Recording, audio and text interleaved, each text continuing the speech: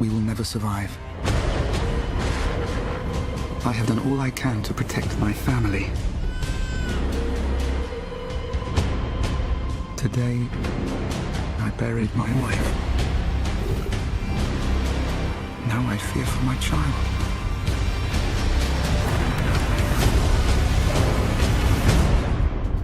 Right now, there's a big fever around superheroes and all these Supermen in movies. What attracted you to do this kind of Superman? It's not really a superhero with superpowers, but what attracted you to do this character?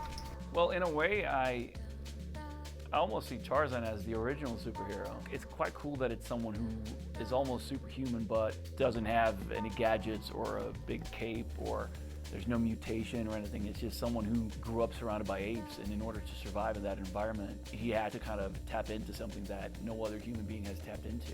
And I love that. The reason I gravitated towards the project was I thought the script was brilliant. I was obviously very familiar with, my dad loves Tarzan, and as a kid he would go watch the old Johnny Weissmuller movies. So I grew up watching those on VHS with my dad as a kid. So it was huge, obviously, to get this opportunity. But it wasn't, I just thought it was a very interesting take on it, because you don't meet this guy in the beginning of the movie. You meet John Clayton, Lord Greystoke, who is a British lord. The theme of the movie is almost the opposite. Instead of taming the beast, it's about someone who already perfected that, but then slowly the beast comes out. You're working with big acting legends like Christoph Waltz and Sam Jackson, and now Margot Robbie, which is like now in her way up.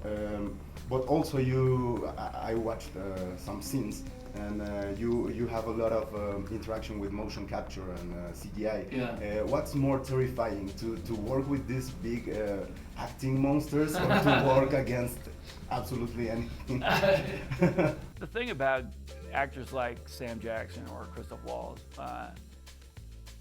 is that they are where they are in their careers for a reason. They're incredibly talented and very generous actors. It can be daunting when you hear like, oh, you're gonna work with actors that you look up to.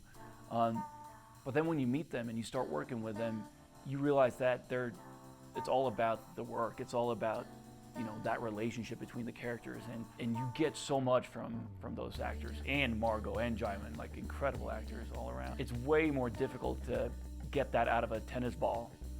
When you do CGI stuff, you have to pretend that you're like excited to see someone, and I'm caressing this, I'm like touching the trunk of the elephant, and it's just like, it's a C-stand basically.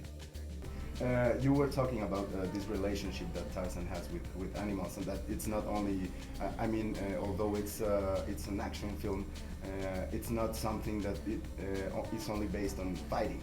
Do you think it's important that films like this touch on those subjects, the love for nature? I enjoy action movies, but I also feel like if you're not invested in the characters and the relationships, it doesn't really matter how great the explosions or the action sequences are, because you don't care if they live or die. This love story between John and Jane, which is one of the most iconic love stories in literature, in how they're separated, they're kind of torn apart, and then how they have to fight their way back. And then the backdrop is, it takes place in the Congo during King Leopold's reign.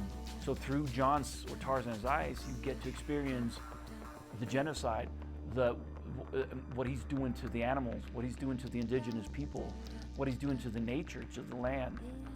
You can take that with you, and you enjoy it, and you can eat your popcorn and just enjoy the ride, but it's also, it touches on very important issues that happen. Thank you very much. Thank you so much, man.